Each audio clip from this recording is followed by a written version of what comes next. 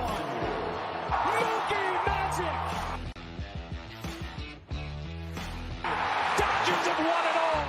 High fly ball into right field. She is gone. He struck him out. 2 balls and a strike to count on Taylor. Reyes fires, swinging a drive, deep left field. This is way back. Walk him off. Chris Taylor.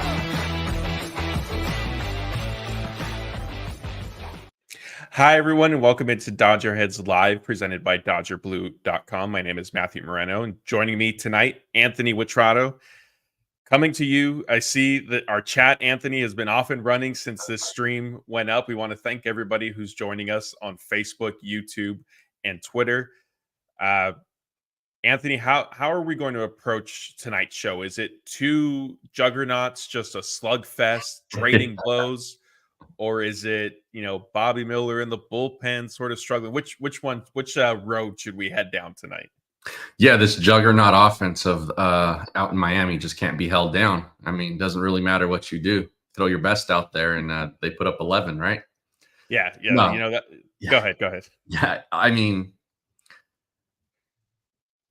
the story here is aside from Shohei getting a step closer to 50-50, the story is the pitching. Partly Bobby Miller, but just I think bigger picture also, like what do they do? Because Miller's not the only issue now, given all the injuries. And I see a lot of I saw something that said DFA Miller. Let's put this to bed now. That's not going to happen. I'm not saying he should be in the rotation, not at all. But he's not going to be DFA'd. We saw what happened with Stone last year and then what happened to Stone this year. So a lot of things are possible. But he's also under team control. He's not even close to arbitration. They're not going to DFA a guy like that, especially a guy who touches 99 with his fastball. There's hope there. Not for this year, but they're just not going to cut him.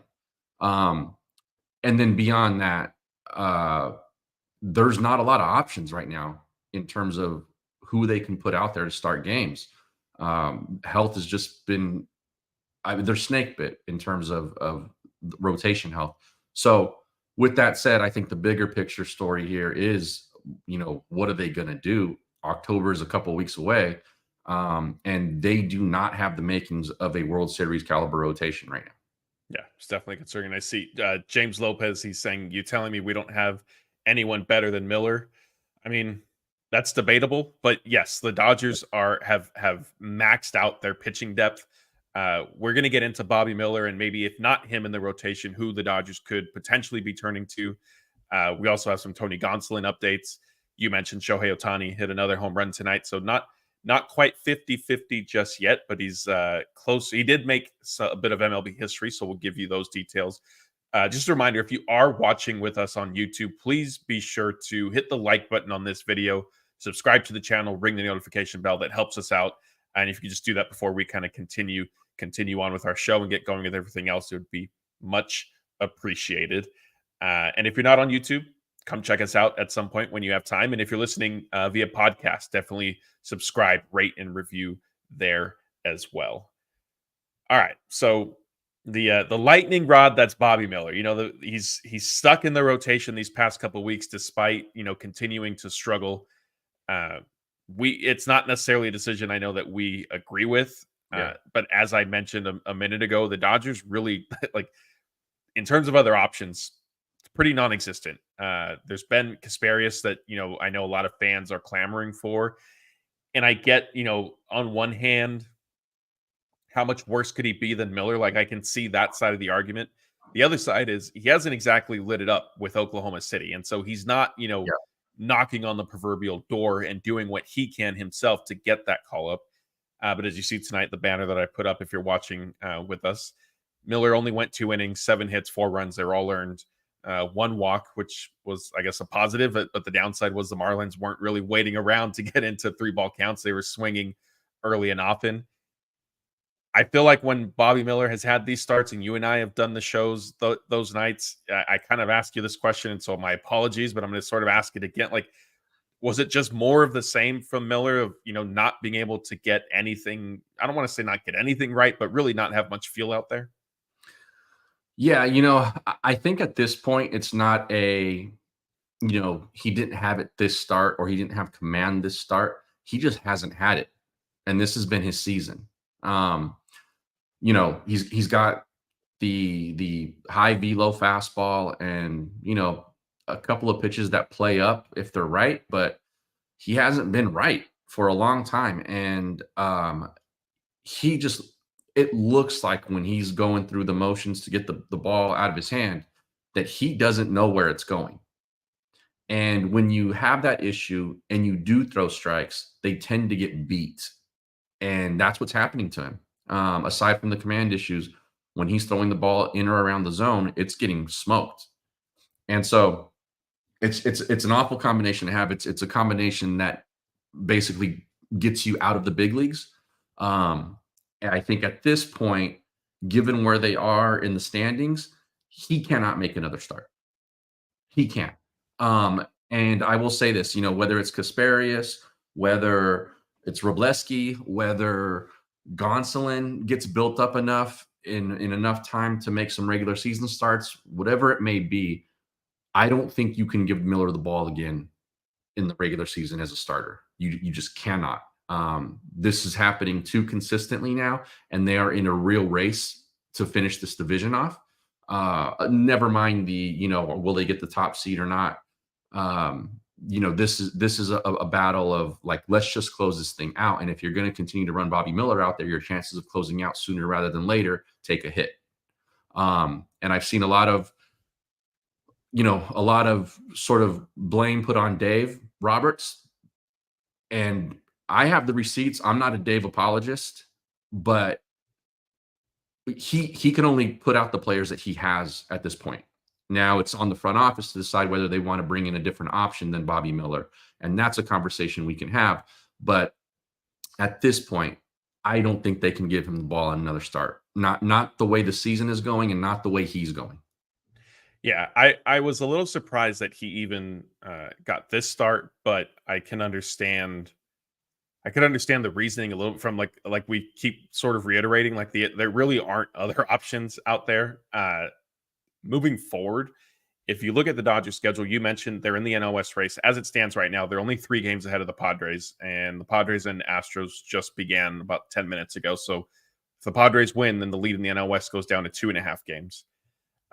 Assuming the Dodgers keep their current rotation order, now they do have an off day coming up on Monday, so that would allow for some wiggle room. But Bobby Miller's next turn would be against the Padres next week, excuse me. And depending on what happens between now and then, like that, the NL West could be still up for grabs in those 3 games. And considering what we've seen from him, I agree with you. Like, I don't know how the Dodgers could run him out there. Like I think they'd be better off just going, straight bullpen game Right. instead of another Bobby Miller start. And to your point, we had, yes, there were comments early on saying DFA Miller, and those have been kind of increasing, I think, in volume as he's continued to struggle and just not really found it this year. And I think it is important to remember that it's not how these things work. He is still very young. That's a baseball econ thing, not a like you've been terrible all season thing.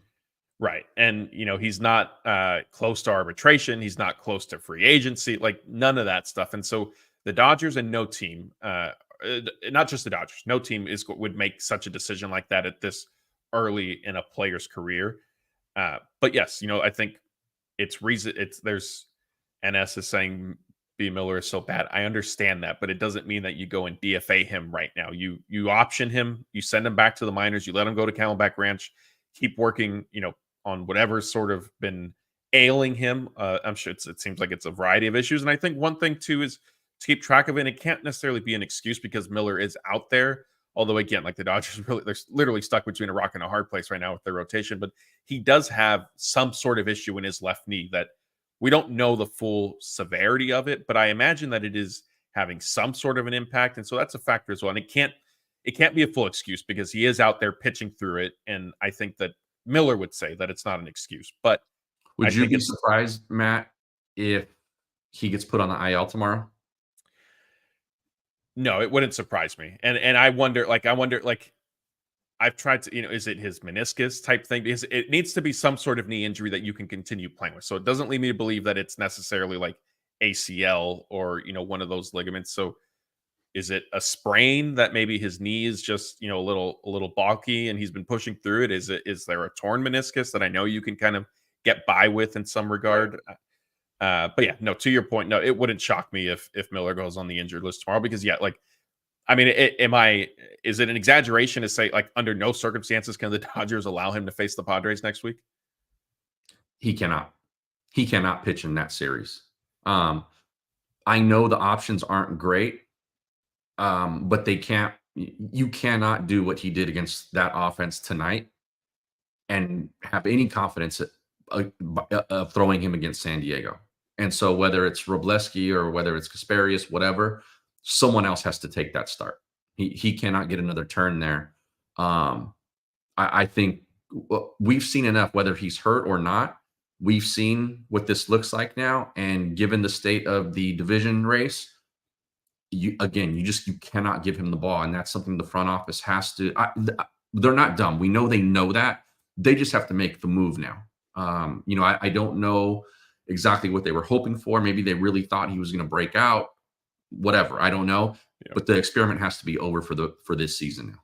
Yeah, that's a great point with front office having that awareness. I think they did probably look at it and say, hey, it would be the Marlins. Like he should be able to have some success against them. And if he doesn't, then this is beyond salvaging by any regard, which if they didn't necessarily feel that way before tonight, I imagine they were very close to it. We have some super chats. I apologize for our delay in getting to those. Shelly Lawrence, thank you for this. She agrees with us. Miller cannot pitch again against the Padres. 300 GJW. We do not need to see Miller pitch again this season. I'd rather see you pitch, Matt. Thank you. But you probably don't want that either. 300 adds that our starters are killing the pen. And that's one thing that Laura, thank you for this, brought up is we are burning out the bullpen. And yeah, that's been Go ahead, Matt. Sorry. Yeah, no, it's been an unfortunate trend, especially recently. And some of that, wasn't like you weren't necessarily fully expecting Landon Knack to have such a short start, Jack Flaherty to really struggle. So it's a little bit of circumstance, but yes, every time you kind of are running out Bobby Miller, even Walker Buehler, like he's sort of rebounded a little bit, at least his last time out. Like you're looking at a real potential of those guys only going like 4 or fewer innings. Right. And Yamamoto still being built up. And, if Gonsolin does come back, him having to be built up. So this is part of that, that bigger picture problem now that is persistent, is that you have so many of these guys coming up. Even if they bring up a guy like Kasperius or something like that, he's not going to give you 6 or 7. We don't think that, right? Like, and so you're again taxing the bullpen, and you're going to put yourself in a situation where if they get a bye, it kind of resets a little bit, but you're putting a really heavily leaned on pen into the playoffs and saying you need to be shut down because the starting pitching is iffy outside of maybe a couple of guys. When you do that, you're on the brink of disaster from the first pitch of the postseason. Yeah. Because you have taxed these guys going into that first series so often. And it's things like continuing to run out Miller if they continue to do that, or, having so many guys coming back and not being built up enough that the bullpen has to cover 6 innings a game or whatever they may be, 5-6 innings a game. And so they're in this position now where not only is the starting pitching, obviously affected by the injuries and the underperformance and all of that, but now the bullpen longer term is really affected, and you're asking them to do something that probably is, in all honesty, unfair given the workload that you've given them going right up until the end of the season. Yeah, and that's been my concern. One of my concerns with, I think at this point, it's done with. Like the NL West race is obviously basically going to go down to the end of the season. Whereas 2 weeks ago, 3 weeks ago, it was looking like maybe by this point, if the Dodgers got on one of their hot streaks, they could be wrapping it up right about now, or if the end of this road trip. I think had health persisted and been fine, and Glasnow would have been on the verge of coming back, and all of those things, they probably would have had a chance to start wrapping this thing up when they play the Padres. I think now you're right. This probably goes down to the last handful of days of the season. And so, the debate, I was always on the other side of the coin of look, like, I can understand, like, is it beneficial for the Dodgers to wrap up the NL West by the middle of August or late August? No. Do I think that it's beneficial for them to have to run this thing through the last, the final 4 or 5 days of the regular season? No. Like, if I could plan it, I think the best case scenario was somewhere in the middle. Like That now. right. And that ship has obviously sailed. And so, they're in the situation that they're in. And I think that you mentioned the bullpen, and that's been my concern is, and I get that Dave Roberts isn't going to say anything otherwise, but he comes out and says, we still have enough pitching. We have different guys. There's different ways to win, in the playoffs or World Series. I fully get that and agree. I think that there are some keys, threads that you could probably find with every World Series winning team, or at least most of them. My concern is, you mentioned it, the bullpen. Right now, the Dodgers, their starting pitching is not great, to say the least. And so they need their high leverage relievers right now to win games because nothing is wrapped up. Yeah. So you're going to be riding these guys over the next 2 weeks. Then if you end up in the NLDS, or if the Dodgers have to play in the wild card series, then like they're just complete. Like I don't see their pitching getting through October. Like there's just no way. No, I agree. If they start off in the NLDS, maybe. But to your point, if you're tapping into your bullpen so early in October, what does it mean once you get to the NLCS and it's a best of 7 series? What does it mean if you then advance to the World Series and it's another, best of 7? Like, I just feel like at some point, like that's probably going to end up catching up to them. And this is why, like, ultimately I would have argued, hey, if the options are wrap up the division early or wrap it up late, pick early and figure out how to get these guys for like sure ramped up and their intensity back up after they sort of shut it down for a week or whatever. Like, figure that out, because the alternative now that we're looking at, it's not beneficial for the team. No, not at all. And they are in the position they're in now. And that's what it is. The what ifs and, only ifs, are done. Yeah. This is the reality of the situation. So now they have to figure out how to get through it. And now they really do have to push to the end, because that bye becomes really big for them at this point, given the state of that pitching, not only the state of the rotation, but the state of the bullpen. You look at a guy like Hudson. I mean, he just looks like, that guy could use a break more than anybody on this roster, it looks like. And real quick, sorry, I don't want to cut you off, but we do have a super chat from Lucas and Sadie Show. What's wrong with Hudson? Does he make the roster in the playoffs? Yeah, I mean, in all honesty, I think he's gassed. They haven't said anything about an injury. He hasn't gone on the IL. I don't think it's anything like that. I think he's sort of, he's burnt the wick down to the end, and he, more than anybody in that bullpen, probably needs that break. And he's been counted on to pitch high leverage innings the entire season. And so, that not only mentally can take a toll on a guy, but he was not exactly right when when the season started. He pitched pretty well after that, but just probably a guy who, in all honesty, like if we're giving people, a pill to, and they're having to tell the whole truth and nothing but the truth, they would not have wanted to lean on him the way they've had to lean on him this season, and as much as they've had to. And it's probably caught up to him now in the last however many weeks. And so, again, they're going to have to push right up to the end, because it's going to be critical for them to be able to line up the rotation the way they want to and give the guys in the bullpen a little bit of a breather before they really go into it now. Yeah, it's going to be interesting to see. Joe Kelly is due back. My guess is, especially after tonight's game, Kelly will be activated tomorrow. Leading up to today and this week, the kind of the target was just the Marlins series was when Kelly was going to return. So it was sort of a moving date. Like I said, my anticipation is that happens tomorrow. I initially thought, maybe Bobby Miller, maybe he's the move. You get an extra relief pitcher, which he still might do. And then you figure out later, once Miller's start and the rotation comes up, how you rotate everything. But yeah, Hudson, I forgot, I'd have to double check if he spent time on the injured list this season, but I know that they definitely gave him a week break, and Dave Roberts said it was sort of to reset. And I do agree with you. I think He's pitched a whole lot more than the Dodgers intended for him to do this season. I think Bruce Gratterall's injury played a factor in that. Joe Kelly missed a bunch of time. I mean, we could go on and on.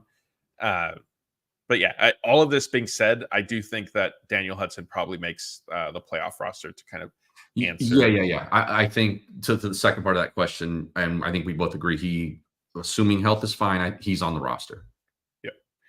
We have another super chat, so let's get to this before we continue with our show. And as a reminder, if you have a question or a specific topic you want us to discuss, and you're on YouTube, super chat is the best way to do that. We'll stop the show, and as you can see, we'll put your question or comment up on the screen and discuss it before we continue with our plan. I think it's either Mickey or Mikey O says Ohtani needs to get his 50th out of the way. He's getting Deadpool happy. We've gotten this a lot recently. Ohtani, the Brave series, Ohtani didn't have any home runs, didn't have any stolen bases. He did, of course, hit 2 key doubles in one of the Dodgers comeback wins. So it's not like he hasn't been doing anything. Yeah. But there have been a lot of complaints. We've been getting a lot of complaints of Ohtani, basically swinging for the fences only. Have you seen that, or is it all season? He looks exactly the same. I mean, the chase has been a little bit heavier, maybe, but the chase in the second half has been heavier. Period. Like, and he's still hitting the ball hard, like you mentioned, a couple doubles. He's hit the ball hard. Basically, even this little dip that he's had, he's still hitting the ball hard. He's still, he's hitting extra bases. He just really hasn't hit the home runs. And we're talking like, a 4 or 5 game span here. Like it hasn't been like 2 weeks or anything like that. So, I'm not worried about him in terms of like him pressing or anything like that. Yes, I'm with Mickey O. I want to get it out of the way, and so we can be done with it and focus on other things. I'm sure he's in that same boat too. But I don't think he's like pressing or he's Deadpool happy. I mean, he's always been that way. Like the stretches where he hits the ball to all fields are like, it'll be a handful of games at a time. It's not like he constantly does that. He's not Freddie Freeman. The pull tendency for him is always that's been the case since opening day. So I don't think that's anything different. I think he went like 4 games or something like that without a homer. Like it happens. Yeah. I think, maybe he's pressing 10% more than we've seen from early in the season. But I agree with you. Like a lot of his at bats look the same, and fans.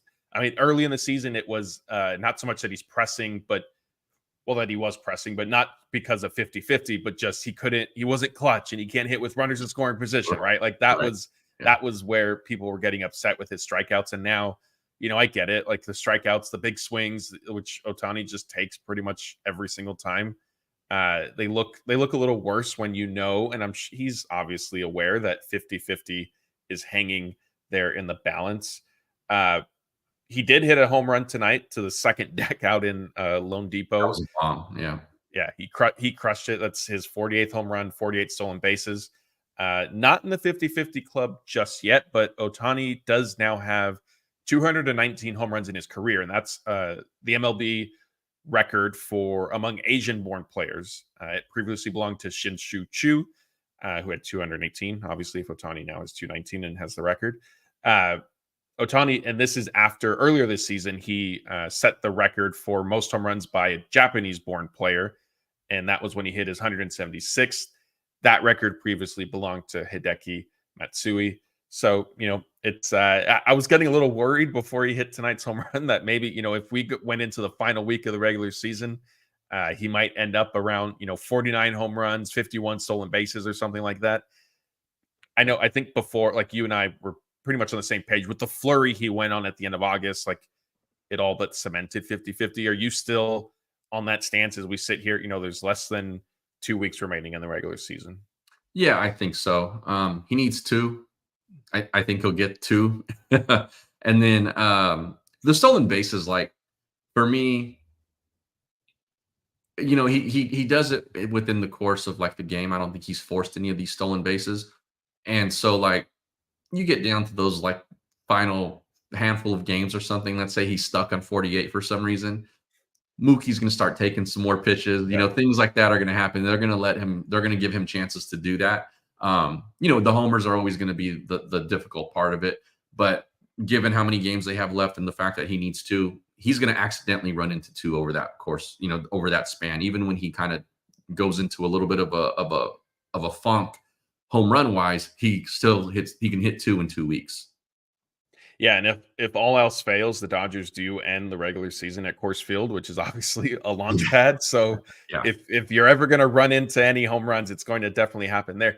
You mentioned Mookie would start taking some pitches to help from the stolen bases aspect. What I wanted to ask you was, do you anticipate maybe opposing pitchers or managers like making the decision to intentionally walk Otani or pitch around him? Like, if he is being aggressive, obviously, so will there be maybe a more concerted effort to, hey, like, pitch on the outside of the zone, see if you can get him to chase type thing, because you don't want to necessarily be that pitcher, that team that puts him into the record books? Yes and no. I mean, let's say he hits two in the next few games, right? And he's stuck on 48 steals. Do you want to be the team that he steals a couple of bases off of? I mean, it's just sort of, yeah. I don't. This isn't like Barry Bonds, chasing the home run record. I don't think, where like you live in infamy like for the rest of baseball history or something like that. This is obviously a record and something historic, but I don't think people are going to remember the guy who gave up Shohei's 50th in a 50-50 season or something like that. So no. Now, will they say like, look, hey, he might be expanding the zone a little bit, as of late. Let's really try to work the edges here. And then we know they try to work him down and in too. Yeah, maybe so. But I think that's always the game plan anyway with a guy like who can cover the plate the way he does. Yeah. And I see this comment from JR saying, why would they pitch around him? He's an easy out. Yeah. I know there's some seriousness in this, but I can appreciate, hopefully there's also a little bit of sarcasm to that as well. Cause I think you wouldn't find very many managers or opposing pitchers describing Shohei Ohtani as an easy out, right? Even with his big swings. Yeah, he's not an easy out. And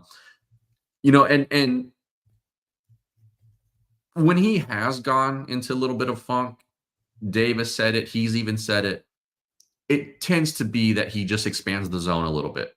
And he is doing that a little bit right now, but it's not to the point where it's like so super obvious. And you can say like, oh, he's pressing because he's trying to get 50-50. Like, that's not like, when he gets into a little bit of one of these things, that's typically what it is. And then it'll take him some time to rein it back in. That's just kind of what we're seeing, the beginning stages of this, I think. So I think he's aware of it. It's happened enough times. Hopefully he gets to be a little bit more patient. And then that's when he really goes on these tears. When he makes the pitchers throw the ball in the zone. I mean, that's that 10 home run month or whatever it was. That's what he did. Yeah, it's crazy. Yeah, he can. It's not even necessarily getting hot. I think it's just his talent sort of shining through when he goes. Yeah, like this is normal for like. Yeah, it's not like you said. It's not even him getting hot. It's what he can do when he's right. When he's just right. Yeah. All right. So that's where things stand with Ohtani. Hopefully for a lot of people who are with us tonight, hopefully he gets to 50-50 sooner rather than later, so that maybe he becomes the slap hitter, Shohei Ohtani, from the leadoff spot. Get on base by going the other way a little bit. Steal some bags after that. Yeah. All right. Our next topic is it's kind of Tony Gonsolin. I don't necessarily want to describe it as surprising at this point. I think it's expected. It was surprising to begin with that Gonsolin was even at the point of playing catch a few weeks ago and in position to then start a rehab assignment. If you're knowledgeable in Dave Roberts speak, which I know a lot of us have learned a lot this season through Dave, you could probably start reading the tea leaves, especially coupled with all the injuries that the Dodgers have had this month. Gonsolin's made 2 rehab starts for AAA Oklahoma City so far. He's going to make a third one. I believe he's scheduled to do so on Saturday.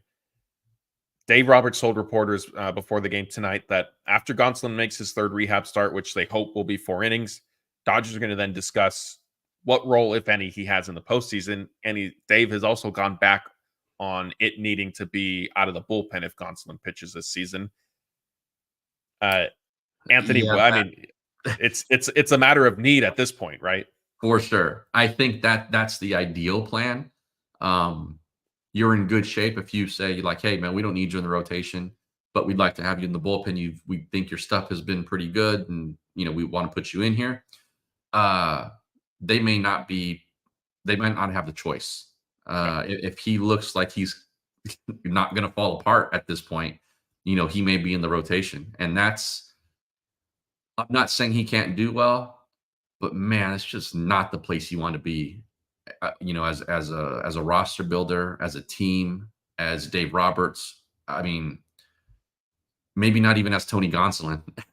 You know what I mean? Like, it's just such it's such a situation that no one thought we were going to be in as people who watch the Dodgers, or people who are on the Dodgers, and you're now in a position where like you go, man, is this guy like the third starter? Like it's gotten to that point where you're talking about Gonsolin being in the playoff rotation. You're talking about Walker Buehler being in the playoff rotation. Landon Knack is in the mix, right? And it's just because of how things have sort of fallen apart health wise, and Bobby Miller not being able to perform. If it happens, everyone's gonna hold their breath and cross their fingers, but it's what a difference a couple of weeks makes. Yeah, and it's even when Dave said a couple weeks ago that, hey, like if Gonsolin does come back, it would be out of the bullpen, he wouldn't be fully built up. I still was thinking like they're saying that now, but in reality, like if he's kind of a glorified opener where he could go 3 innings, like why And not they just go start like him? piggyback type of situation, right? Yeah, Yeah, they've done it before in the playoffs. and I think now, like setting the goal of, hey, hopefully he could go 4 innings in his upcoming start this weekend. That then puts him on track to pitch at least 4 or 5 then come in October. And I know like there would be a natural progression to stretch him out to 5 innings to 6 innings, but adrenaline, facing major league hitters, pitching in the playoffs, like that all becomes a factor, right? And the Dodgers Absolutely. always weigh those things. And so even though physically he might be capable of throwing 65 pitches in a start, in the playoffs, if he's a little wobbly through 40, they're just gonna cut it short. They're not gonna keep pushing him for the sake of doing so. At least I don't think so. Right. So yeah, I mean, I think him being back, at most, like I personally would not count on like more than 4 innings per start / relief appearance for Tony Gonsolin. And so, hey, maybe you use an opener. Ryan Brazier, Brusdar Graterol pitches the first inning, and then Gonsolin comes in after that, and you've gotten halfway through the Right. game, hopefully with Right. that plan. Like there are multiple ways that can sort of take shape. A quick little exercise. If you needed to pick 2 out of Flaherty and Yamamoto are in the, obviously health permitting, are in the postseason rotation. So assuming the Dodgers need 2 more, which 2 would you bet on, factoring in health, what information we have available between Yeah. Kershaw, Stone, Bueller, Knack, Gonsolin? I'm not putting Bobby Miller in that conversation just because I think like we've seen enough from him. So Yeah. out of those guys, which 2 do you think have the best odds of making the rotation? I'm thinking Walker Buehler. Mhm. This little rebound he's had, I think because of all the circumstances, has been good enough that he's in this conversation, and he's probably in, based on the options.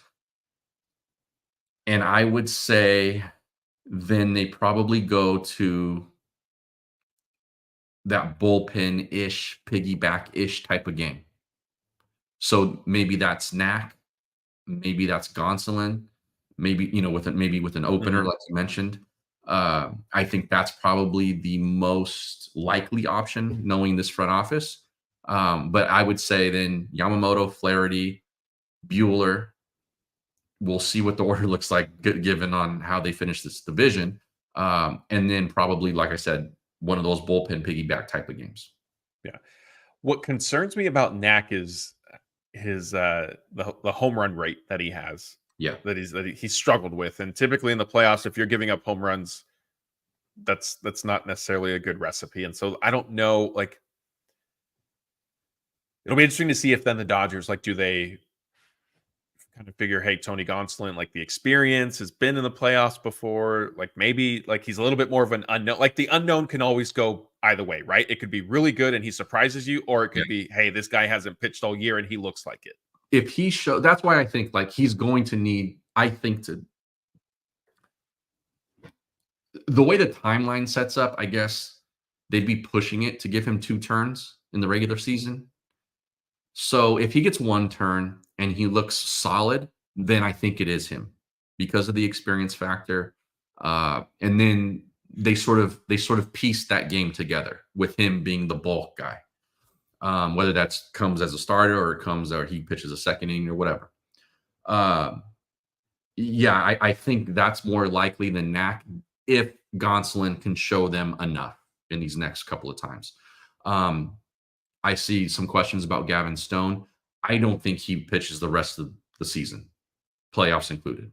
I think from what it sounds like, that's done.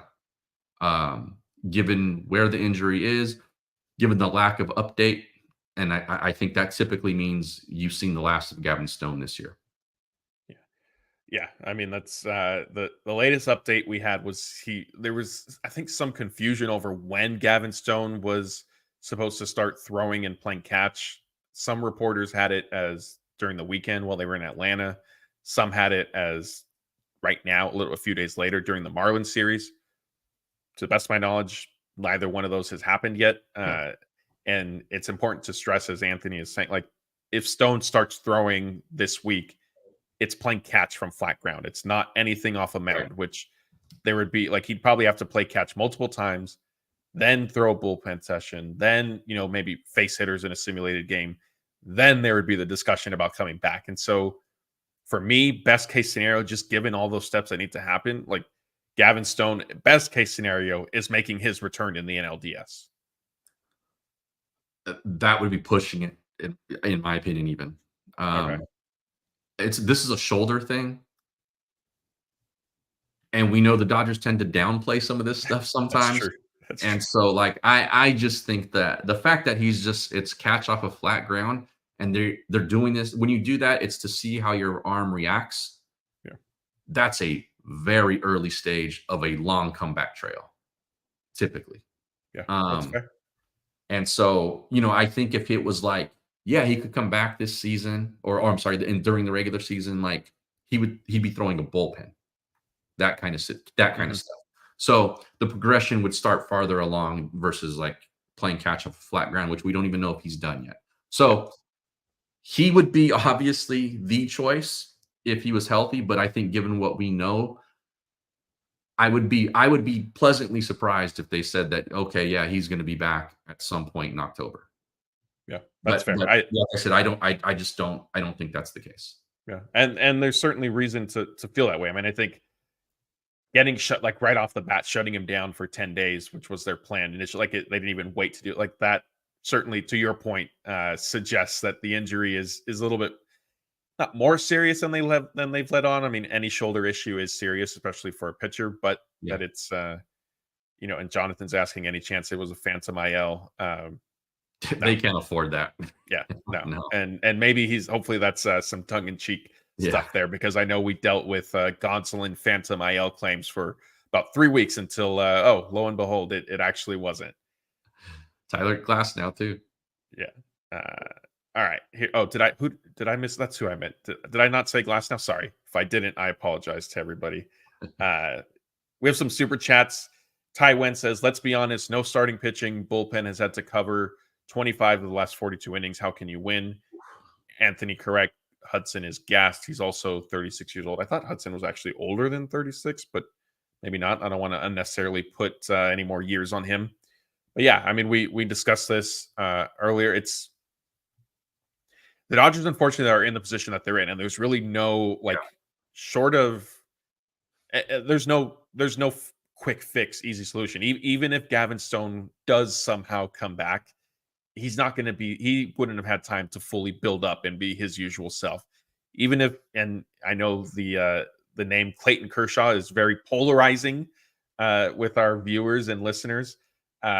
But even if he comes back, he's keeping his arm active, but he's not going to be fully built up. And I think you're right here. And Ty Wen is, I think the larger point there is spot on, and the point you're making too, Matt, is that like, let's say they get a rush of like guys get healthy, and Stone comes back, and Gonsolin looks good, and now they have this sort of kind of array of guys they can pick from, and they have some options.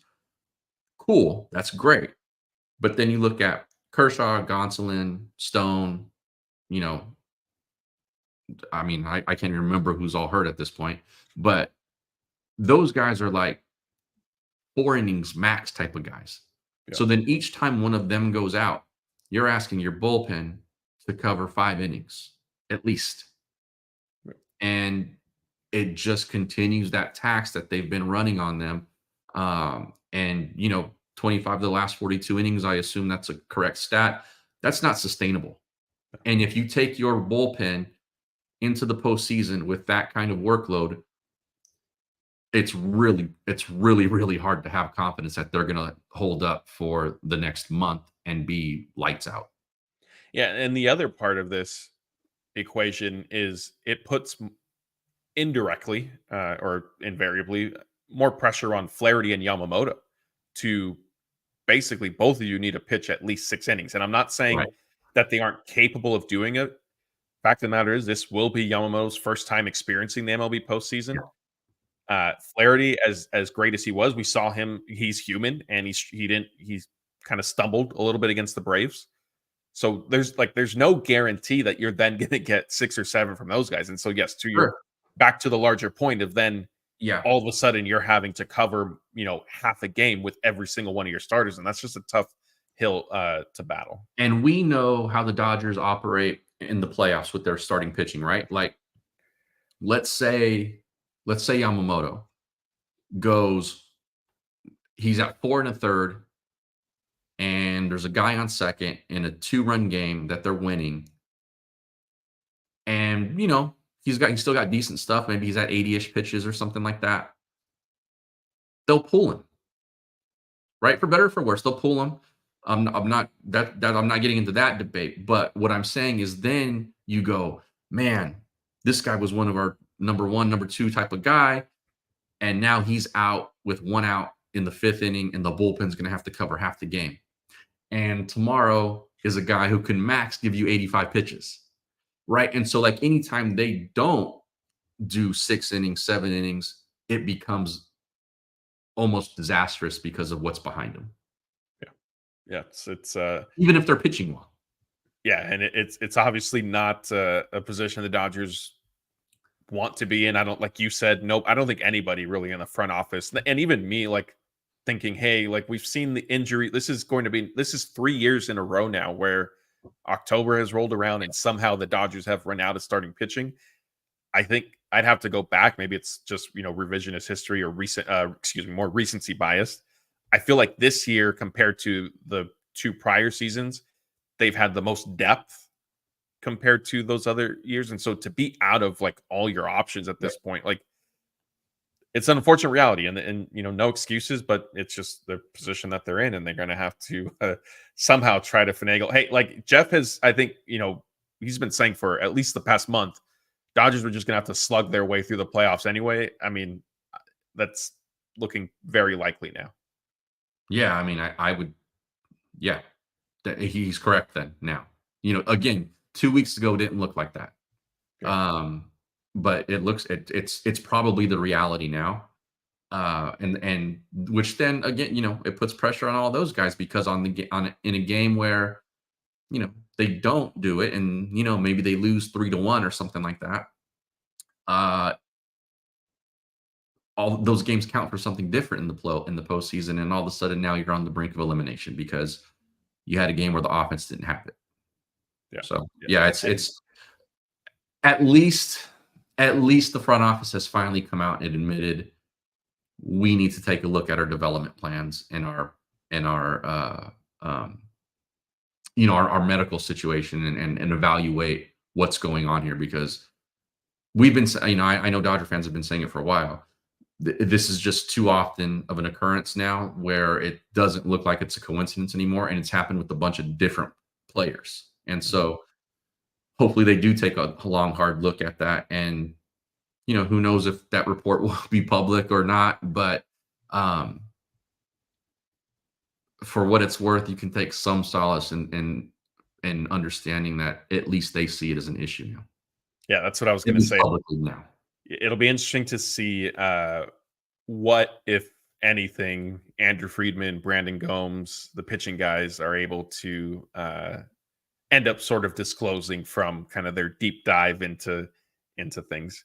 All right, let's get to another super chat, and then we're gonna Anthony and I will answer a few questions here at the end. Alfonso, congratulations! You've biggest super chat of the night, and he says, with Kopech comments today, would you use him as a starter or an opener? The comments he's referencing is Michael Kopech went on foul territory with Ken Rosenthal and all that. I'm not sure. I think he might have been speaking with AJ Pierzynski and Scott Braun. Great group of guys. They do a lot of fun interviews over there. But Kopech said he wants to be a starter again, and he wants to start games as much as he's enjoying his role in the Dodgers bullpen. I'm not gonna lie, like this question sort of ran through my mind too. Is like, hey, if you want to start, like, yeah, maybe you can be an opener. Would you do that, or is he too valuable to the back end of the bullpen? I think that's something for later in the playoffs. If it's an NLDS situation, I don't think so, just because you have to know what the rest of the bullpen's going to do. You have to know, is Hudson okay? Is Joe Kelly looking good? Is Gratterall looking right? Like, I think if you have those kinds of options and those guys are going well, then sure, you can flirt with that idea. But until then, you really are leaning on like Vesia, Kopech, and Phillips as your lights out type of guys, and you don't want to waste one of those guys in a low leverage situation like the first inning. Now, if those guys are all looking good and you get into the NLCS and the starting pitching is what the starting pitching is, and you need to steal 5 innings with a couple of pitchers, then you have the conversation of can Kopech start and give you an inning. Yeah, it'll be interesting to see if that comes to the forefront, or if it's more of just kind of looking further down the line with and to clarify for the chat, like when we're talking about him starting, we're talking about 1 inning. Like, he's not built up at all. Like, it wouldn't be like, hey, can he give you 9 outs or something like that? We're talking get you through the first inning. Yeah, I think best case scenario, it's 5 outs if he's efficient somehow. Like, works a 1, 2, 3 on 8 pitches, and they say, hey, go get a couple more batters. But yeah, there would be no way he provides any sort of length. All right, let's get to some questions. As a reminder, if you could just start it with the word question in all caps, that helps Anthony and I pick it out. While we wait for those to come in, Anthony, I know, congratulations, you and your wife celebrated your anniversary over the weekend, and we like to talk food here. So what were the dinner plans that you guys celebrated with? We went back and forth. We didn't know what we wanted to do exactly, but we ended up going to a steakhouse. That's one of our favorites, and started with a couple of glasses of 1942, and had a little prime New York strip there with some lobster mashed potatoes for myself. Nice. And my dessert was another glass of tequila. And my wife she orders weird sometimes. She had some Brussels sprouts, which at this place are really good. I'm not a huge fan of Brussels sprouts, but they do some bacon and olive oil stuff with them, and they're pretty good.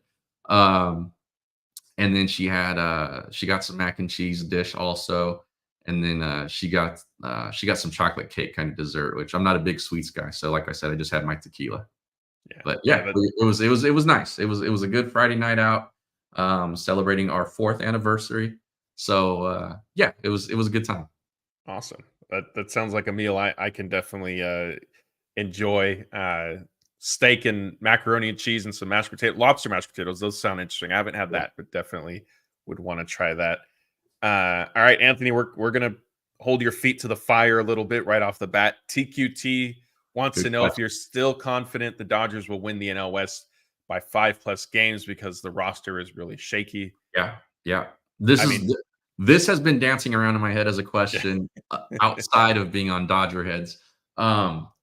So a really good question. I am not confident in that anymore. I was a week ago or so, but just given the state of the rotation, it's hard to be confident in anything at this point. I thought, you know, uh, I don't know what it was, like 7 games ago or something like that. Um, I thought this looked like the best team in baseball. And considering what they had coming back, uh, you know, Glasnow and this was before the Stone injury. Uh, yeah, I thought that they would win this division going away, and then they'd go into October looking like the best roster in the game. Right now, it looks like they may have the worst rotation in the playoffs amongst the teams that are looking like they're going to get in. Um, and like you said, Jeff has mentioned they're looking like they're going to have to slug their way through, and that's very, very hard to do for any team. Uh, you could say the Dodgers are best equipped to do it, given the depth of their lineup. But the kind of pitching and the kind of bullpens you run into in the playoffs typically don't allow for a team to just slug their way through 4 series or whatever it is. And so, you know, I, that prediction for me, I am not confident in it anymore, given the state of the roster. Yeah, and I think, and we need to cut you some slack because I think even as bad as the injury outlook was when you were making that prediction, Yeah, somehow it it's got gotten even worse. it got even worse, and that's not anything that I don't think any of us would have predicted. And obviously, had you known that, you wouldn't have been so confident Yeah, 2 in months saying ago or whenever it was I said that, if this was the situation that I probably would not have made that prediction. yeah. All right, we had a couple more super chats come in, so let's get to those before we continue looking through the chat. Lucas and Sadie show with another super chat. Thank you for this. They want to know if Banda's done for the season and playoffs. Uh, they haven't. The Dodgers have not fully said yet, but it doesn't. It appears that Banda will be able to come back at some point. He is playing catch at Camelback Ranch, which is obviously encouraging. So if he's not back during the regular season, my guess is he would be available for the playoffs. So that's obviously going to be helpful. As we've discussed throughout the night, the Dodgers appear to be in a position where they're going to have to heavily rely on their bullpen. The other super chats we have from Laker Toby says, I have friends that say I'm crazy, but I think there's a real chance the Dodgers don't even make the playoffs. Your thoughts? Yeah, I mean, they'd essentially have to go 0 for the rest of the Yeah. schedule for that to really happen or for that to be realistic. Um, yeah, I don't think that's it. I'm with your friends. I think you're crazy. Laker Toby, thank you for the super chat. Um, but I will say, like, if they don't win this division, given the state of things right where they sit right now, uh, I don't know that anyone can necessarily be surprised given the state of things. If you said this 2 weeks ago, then yeah, I think everybody should be surprised. But the way things have played out in the last 10 days or so, um, do they win the division? That's a real question at this point.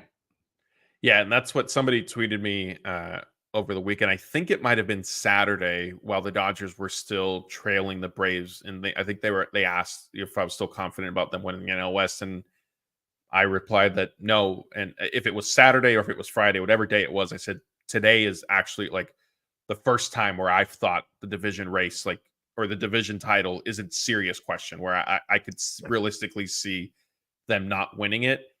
Then the Dodgers responded with a couple wins against the Braves and kind of, opened up a lead. But depending on what happens tonight, they've already lost. If the Padres win tonight, I still am in the camp where, I'm no longer as convinced, I guess, if you will, that the NL West is a given. But Laker Toby, to your question specifically, Dodgers would, as Anthony said, they'd have to basically, lose every game and the teams behind them in the wild, because then you're looking at not only falling out of the NL West, but into the wild card picture. And there's 3 wild card spots that they would have to Right. tumble Right. down for to get out of that picture. And so that's if that happens.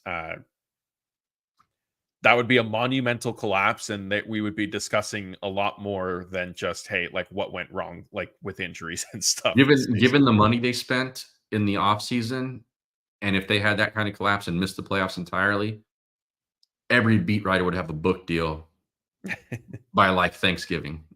Yeah, definitely.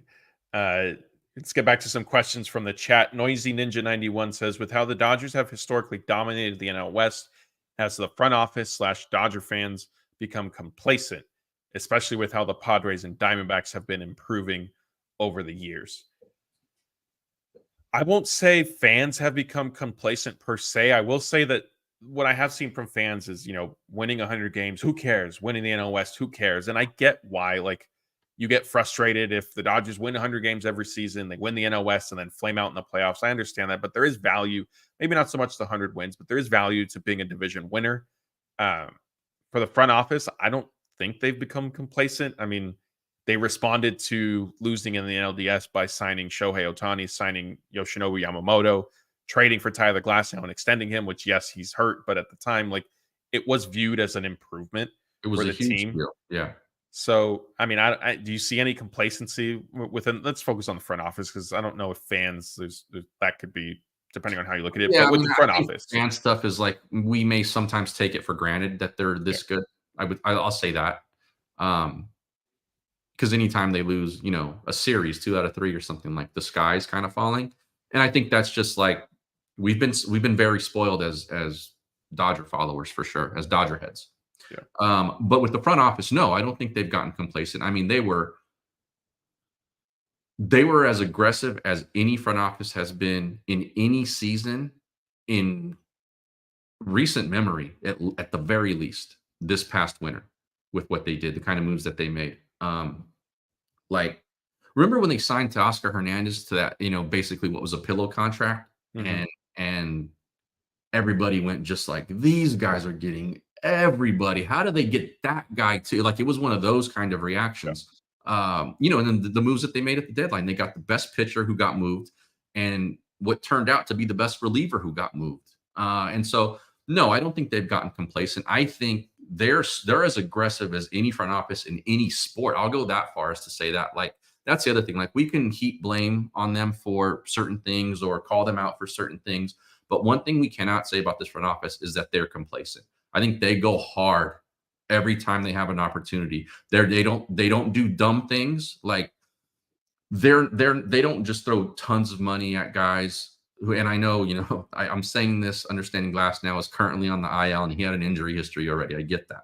But, like, they didn't think Trey Turner was the guy, right? And so they didn't say, like, here, Trey Turner, here's $350 million. They didn't do that. And it's probably a good decision long term. But they saw a guy like Otani and they backed it up for him. And then they saw a trade on the table for Glasnow and an extension possibility, and said, yeah, we'll give you 100 plus, and let's go and do this thing. So yeah, I think that they have done as much as anybody in baseball to keep their window open. Yeah. Related to the front office, GI says, regardless of whether they go all the way, it's looking like another, quote, organizational failure by the front office. What do you in the offseason? What do you do in the offseason to change the narrative? The organizational failure thing, I think, came up in 2022 was the first time, I believe. And then Andrew Friedman was asked if 2022 was an organizational failure, is 2023 also one? And he said, yes, it is. For me, I think one change I would like to see is to stop so heavily relying on players who are coming off pretty significant injuries. Yeah. Pitchers specifically. Fair. And I think we're looking at it again next season where, on paper, the Dodgers are going to have a plethora of pitchers again. Right. But, Tony Gonsolin, maybe he returns this year, but Tony Gonsolin will be coming off Tommy John for his first full season. Dustin May, his, Tommy John stuff and esophagus. Mm-hmm. Bobby Miller is going to be a question mark after what we've seen this year. Emmett Sheehan is coming off significant surge. I mean, he may not even be available next year, but if they're counting on him, like, so I would like to see more of a shift of, hey, like, if those guys come back, great. Not, we're going to not be aggressive here because we have these 3 pitchers who had significant surgeries are going to be contributing.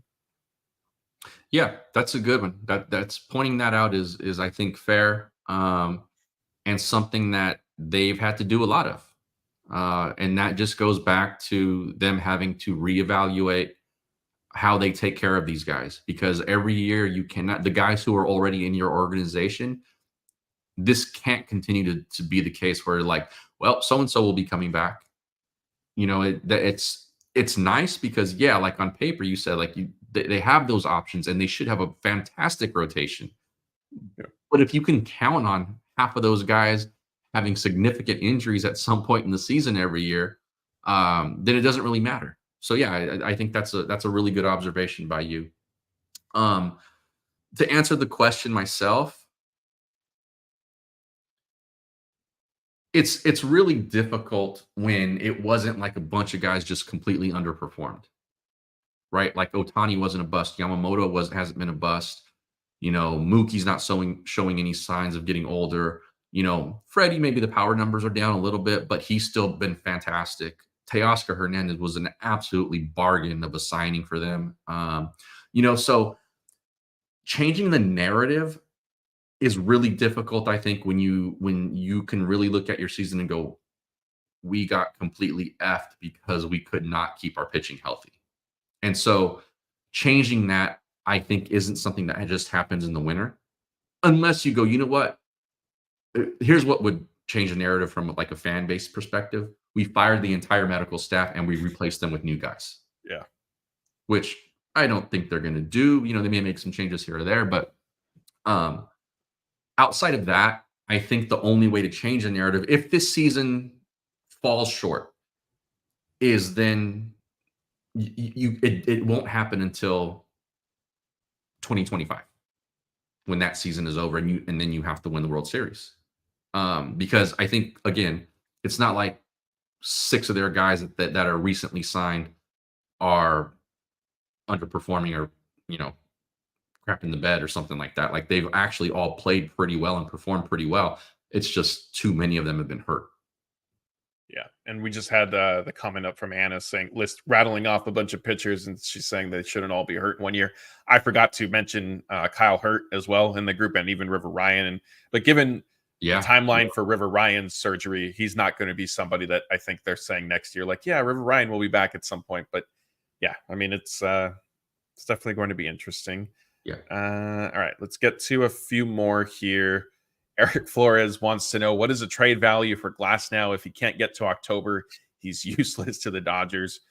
Well, the trade deadline has come and gone, so he's not going to be traded. The earliest he would be traded is the offseason. And Anthony and I just got done saying throughout this show how the Dodgers don't have starting pitching.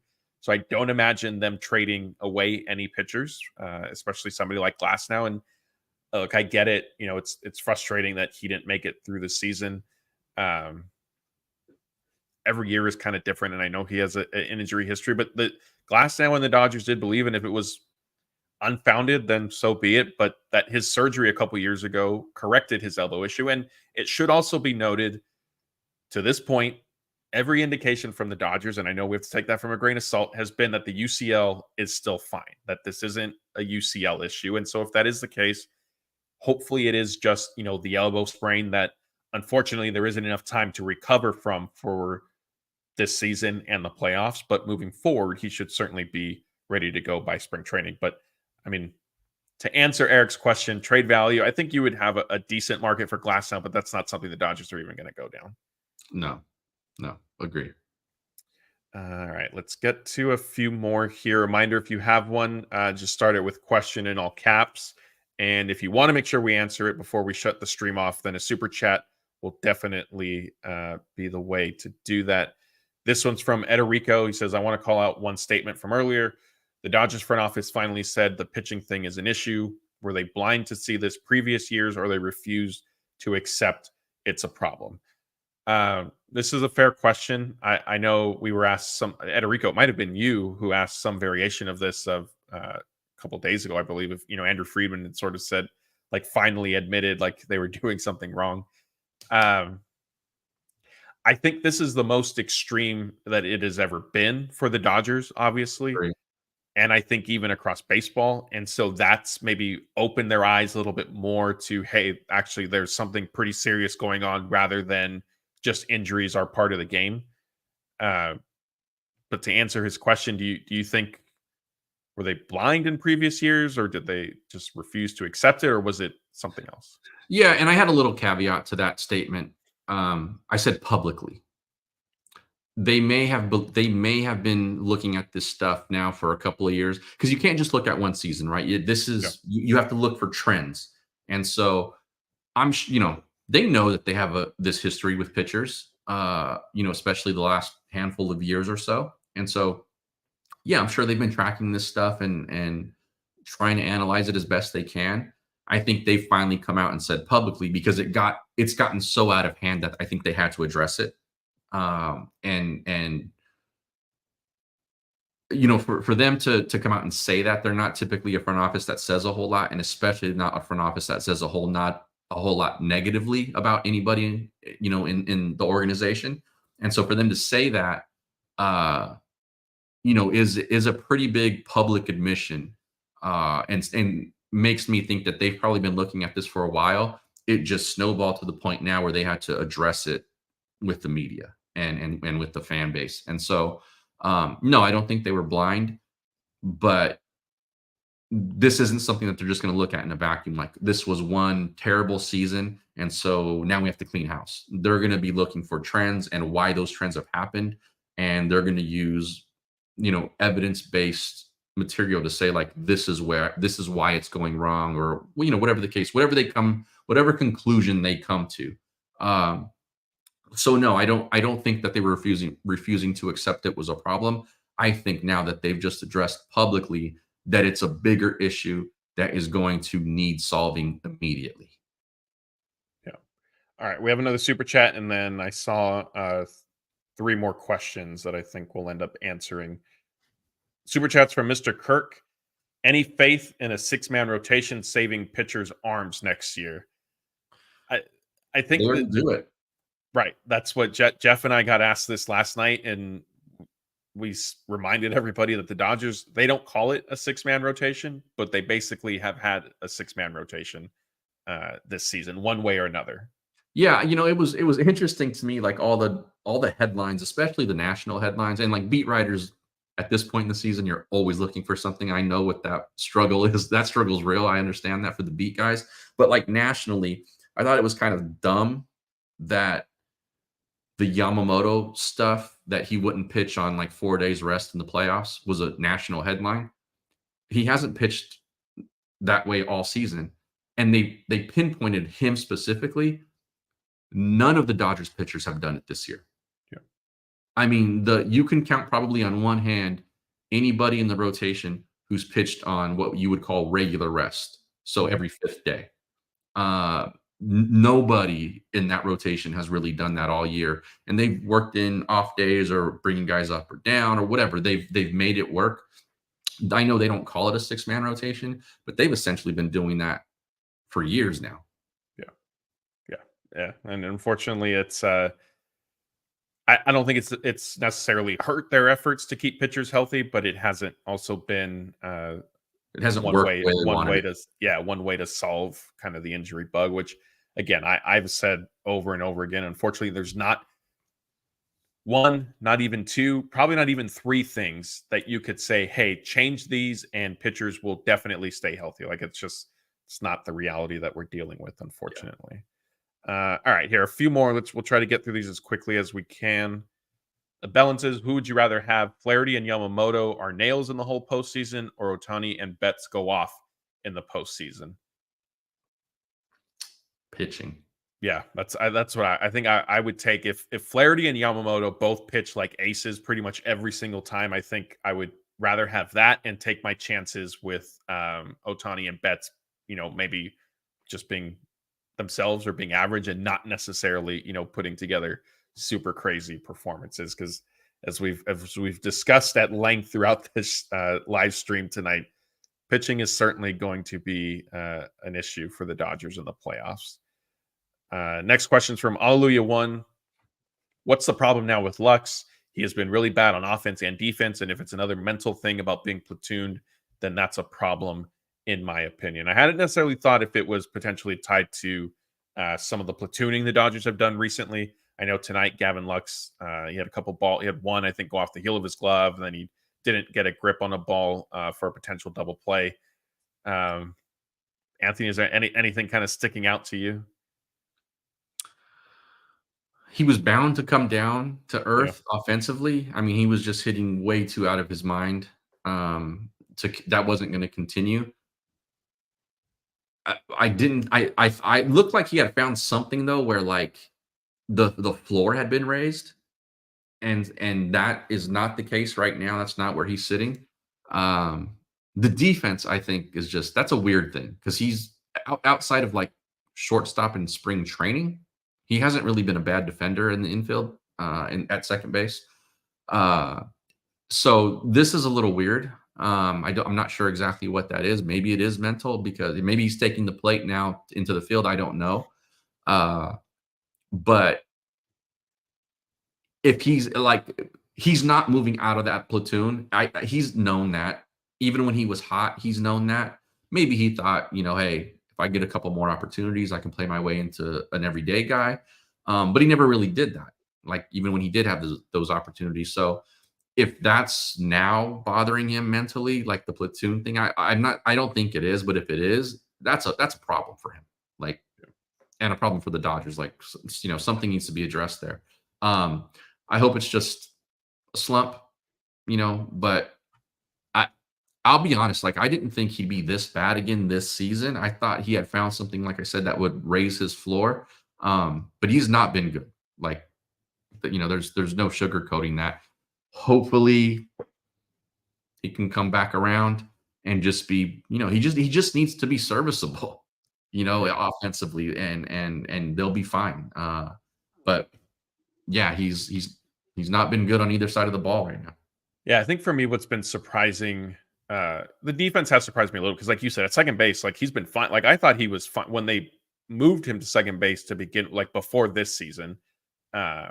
I thought second base made sense for him to play. The fact that the Dodgers went into this year trying to move Gavin Lux back to shortstop, like I will never really understand that. So to see him struggle defensively at second has been a little surprising. I think too, even if it was reasonable to expect that he would cool off from how hot he was coming out of the All-Star break, what's maybe more concerning than the actual results are, I feel like the at-bat quality has also declined. That's the biggest thing. Yeah. And that, like, if he was still having really good at-bats and just, loud out, stuff like that, a little bit of bad luck, you would be a little bit more confident in it turning. But yeah, I mean, the Dodgers, they definitely need him to hopefully figure it out. All right, here, let's do two more here. Andrew Phillips wants to know, can Otani pitch this postseason? Would it be bad for him to do so?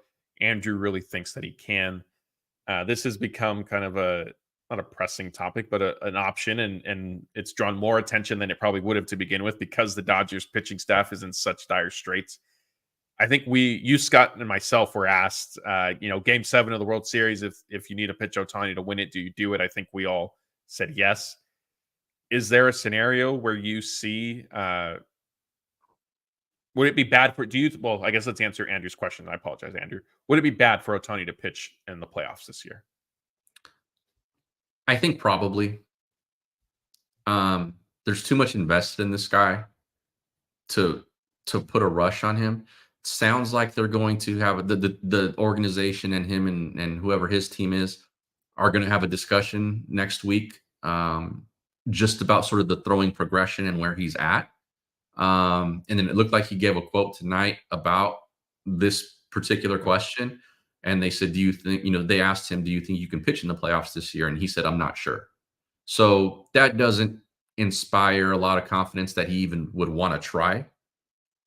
So I would say no, it probably doesn't happen. Would it be bad for him to do so? I don't think it would be good. I mean, I don't know. That's kind of a tough one to answer. It's not advisable in my opinion. Yeah, given how much they're going to rely on this guy. on offense and on the mound next season. Yeah, I think if Otani does pitch for me, I wouldn't make that move unless it's at least the NLCS. NLDS, I think it's still too soon.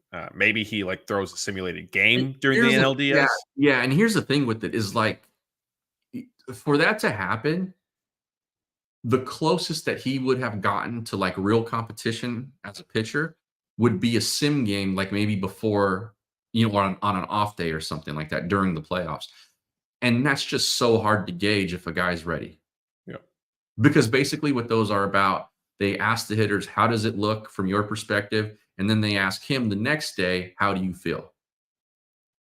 That's what those are for. It's not necessarily to get to sort of get it's not a barometer for like, is he ready? Yeah.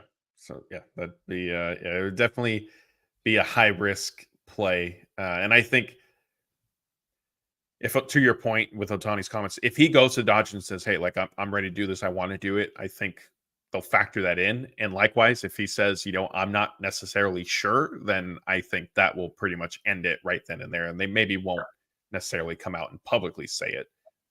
For him, I think for this to even be a realistic discussion, he's got to be pounding the table going, I want to throw. Like, I see where we're at. I'm ready. I want to throw, for it to even be a starter. Yeah. Time will tell. And unfortunately, I mean, we'll see. Again, for me, like, it needs to at least be the NLCS. Like, that's not a move that you do in the NLDS in my book. Yeah. All right. I think this will be our last question from Narayan. Anything new with Glasnow? So the latest update is Dave Roberts coming out and saying that he actually does know where Tyler Glasnow went after he left the team on their road trip, and that it was fine. The team was on board with it. Outside of that, not really. Glasnow is going to rejoin the Dodgers when their homestand starts this weekend. Anthony, we haven't had a chance to talk to you. Did you kind of follow that the Dave Roberts roller coaster of, he left, I don't know where he is, and the next day, actually, no, I did know where he was this entire time. My stance before I turn the floor over to you, my stance was, if Dave Roberts, like, I don't need Dave Roberts to tell us Tyler Glasnow left to go to his family's house in Santa Clarita. Like, I think if Dave Roberts knew where he went from the very beginning, he should have said, yes, like, he's left the team. We know about it. He's going to be back with us once we start our homestand. He didn't need to tell us where he went. Like, that's not what I was asking, but I think how that whole thing twisted and turned. I mean, I guess I shouldn't be surprised, right? Dave sometimes makes situations way worse than they need to be. And he can make things a story when there isn't a story there. He's done it with Kershaw in the past, saying a little too much, and then having to backtrack or something like that. For as great as a communicator as Dave is in the clubhouse, and for that being his calling card and why players like him so much, he's not always great with the media in terms of that. Like, he can put his foot in his mouth sometimes. I think this was one of those situations. I'm sure Glasnow was probably not too happy that he said what he said. And then he comes out and he says, look, it almost makes it worse. The clarification almost makes the situation worse, not for Glasnow, but for Dave himself. Just like, the whole thing was kind of stupid. And if he really did know, and he wanted to, like, he didn't want to just be like, hey, we're not talking about that tonight. Like, we just got this bad news. We're not discussing that part of it. If you were going to say that something about it, then just say, like, yeah, he's gone. It's an excused absence. It doesn't have anything to do with the medical stuff. He's fine in terms of, like, everything else. We know that he's gone. It's okay. Like, and then I would have ended all of it, and then he had to come back the next day or whatever it was. And just a boneheaded comment from Dave, I think. Yeah, it was it's been an interesting season. And I think, again, like, I know Dave Roberts, and I'm seeing in the comments here, like, Dave Roberts just lies, this and that. I don't think that that's necessarily always the case, especially with the injury stuff. I've said it before. I think he wears so many different hats and needs to kind of keep track of a lot of different things. He doesn't always have the details. But yeah, the Glasnow saga was just was the latest ride on the Dave Roberts roller coaster this season. And I'll go out on a ledge here and say I don't think it's going to be the last one that we get for this year. Probably smart money there. And we'll end tonight's show on that note. I want to thank everybody for joining us on YouTube, Twitter, and Facebook. We had over 1,400 people in here tonight. If you're listening on podcast, thank you for that as well. If you have time to, hopefully catch one of our live shows, please definitely make an effort to do so. If not, if you prefer just straight podcast, completely understand. Just you can subscribe, rate, review, get all our episodes there as well. That's Anthony. I'm Matthew. I'll be back with you guys on Wednesday night. I'm not sure yet who's going to be on with me, but we'll definitely have a live show, and hopefully it'll be after a Dodgers win. Thanks again, everybody. Positive vibes. We need positive vibes. Yeah, getting the NL West. The NL West hasn't been lost, but it hasn't been clinched yet. So need to still a little bit of work to do there. Once again, that's Anthony. I'm Matthew. Thanks.